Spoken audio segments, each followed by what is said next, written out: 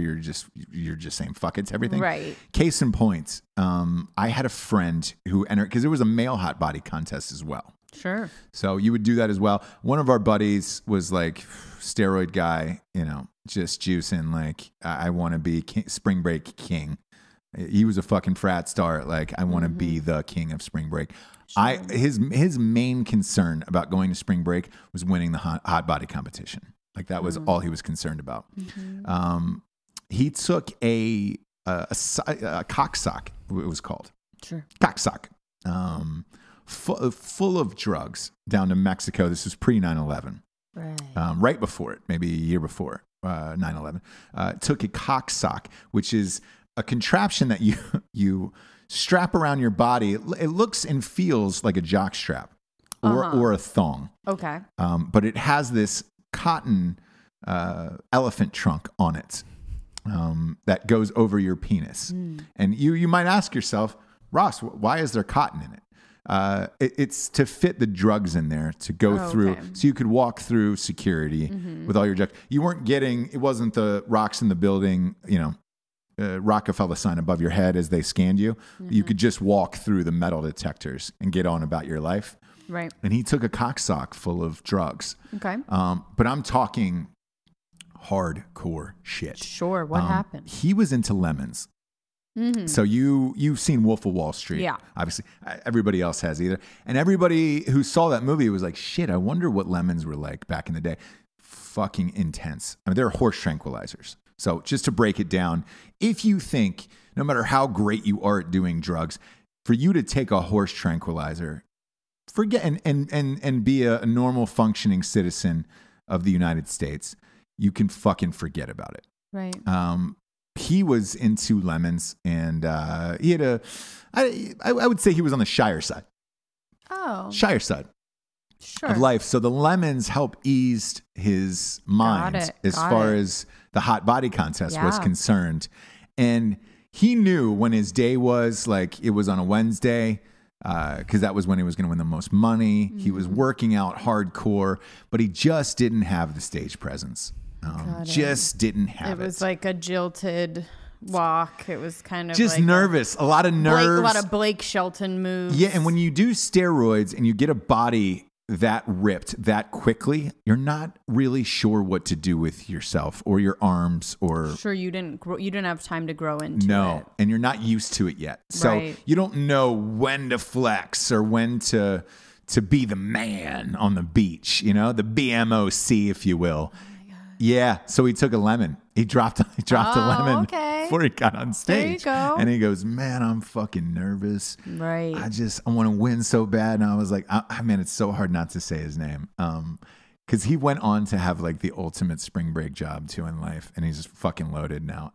But if this video had gotten out, if there was video back then, it would have been amazing. So, do I know him? You do not. You've not met him. Okay. So I can tell you after the show. But I'm not going to say his name in real life. So he pulls out the fucking elephant trunk sock, grabs the lemon, puts it in the old gullet with a natty ice, and he's just like, let's go to the thing. And we're like, man, those lemons are really strong. They've taken down a lot of people, not death-wise, but you're taking a horse tranquilizer. You're going to be nuked out for the day, or just not remember anything. You're just going to be black out. Right. He gets on stage, blackout. By the time we get to hot body, and by the time it's his turn, he was like number 8 in the man field. And there was all of these girls there from college. He gets on stage, blackout, doesn't know where he is, and whatever this lemon did to him made him revert back to a baby, like when he was a baby again. Yeah. So he gets on stage and he's just like dancing, like kind of like Gronkowski, but like Gronkowski on a lemon, like the Gronk on a lemon, like Rob Gronkowski on a lemon. Sure. He doesn't know what to do with his arms or legs, and like he had seen the other people come out and kind of shake their ass, you know, that type of thing, and he just gets on stage, Jabes, and he takes off his entire bathing suit. Oh, he's naked. Throws it out into the crowd. He had red hair, very very Danny Bonaducci-ish. The steroids, Okay. coupled with his red pubic hair, he had a very, very tiny penis.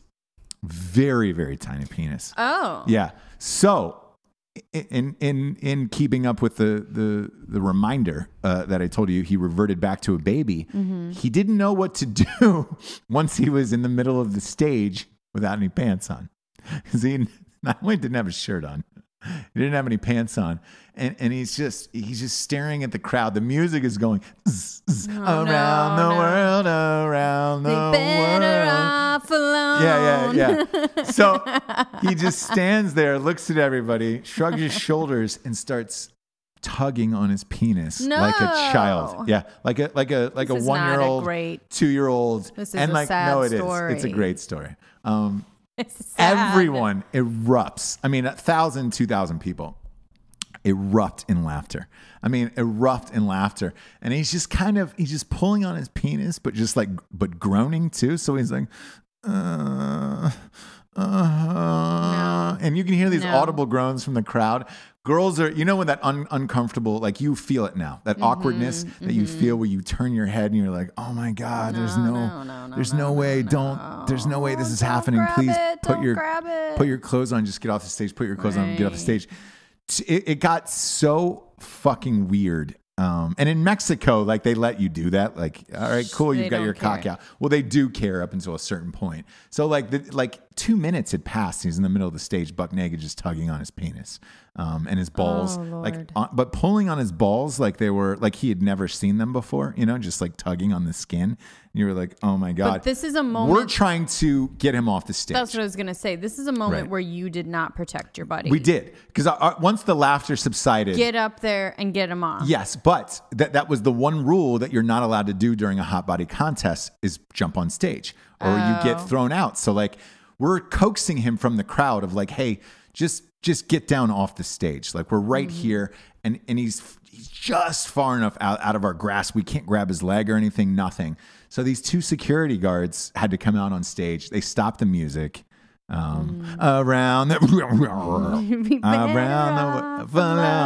yeah. He's stopped. He's on stage. These 2 security guards are grabbing him, and now he's on steroids and on a lemon, and it's the Hulk kicks in at this point. Oh, yeah.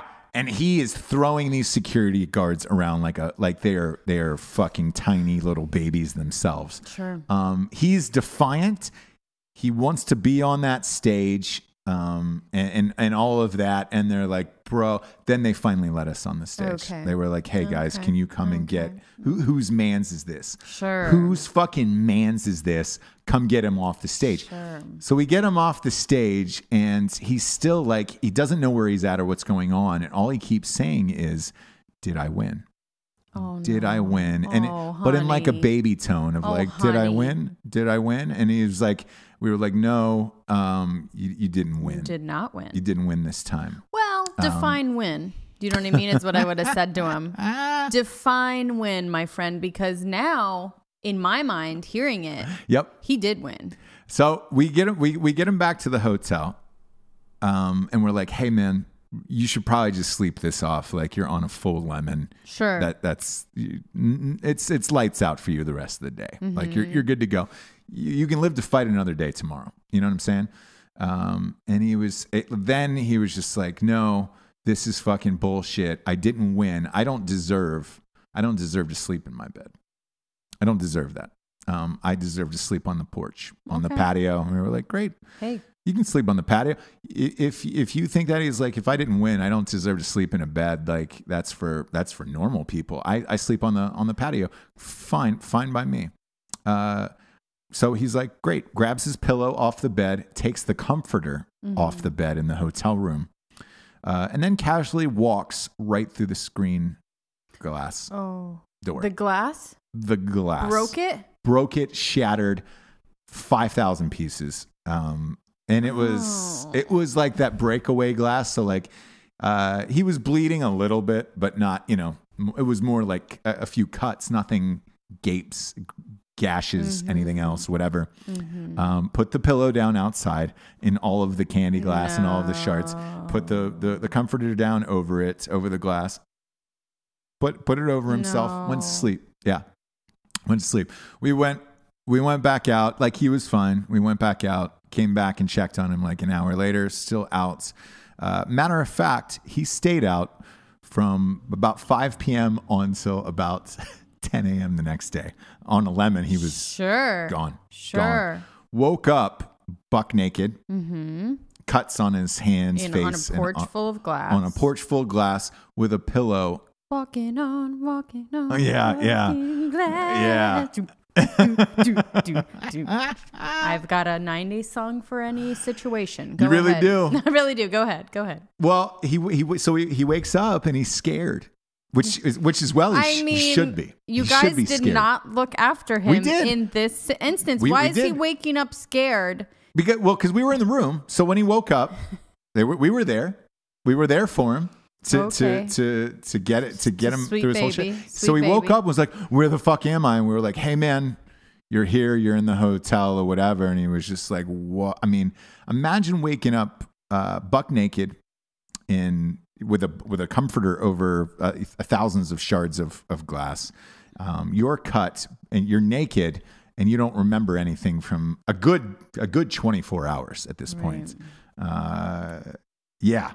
We told him what had happened or whatever. Ooh. And he was like, "Oh man, I'm so embarrassed." He was like, "Did anybody get any footage or video of this?" And I was like, "No." MTV maybe. Maybe they did. It's in the vault. Yeah, it's in the vault somewhere. But I was like, we didn't. I was like, "You're all good." I was like, however, everybody did see you. So you're going to hear about this for the rest of your college career. And then someday somebody will have a podcast and tell the story. But he made it out of there. So he looks at us, and this is no lie. So like he sits down on the couch, puts some pants on, sits down on the couch, looks at us, and he's like, "Man," cracks open a beer, and he goes, "Fuck, man, I don't want to get that fucked up again, this week." And we were like, "I totally get it." And he goes, "I think I'm only gonna take like a half a lemon today." Bites a half a lemon and chugs it with the beer. Yeah. Well, there's no hot body contest today, so great. To each his own. And there's gonna be something. There's gonna be something he'll get into. And he looks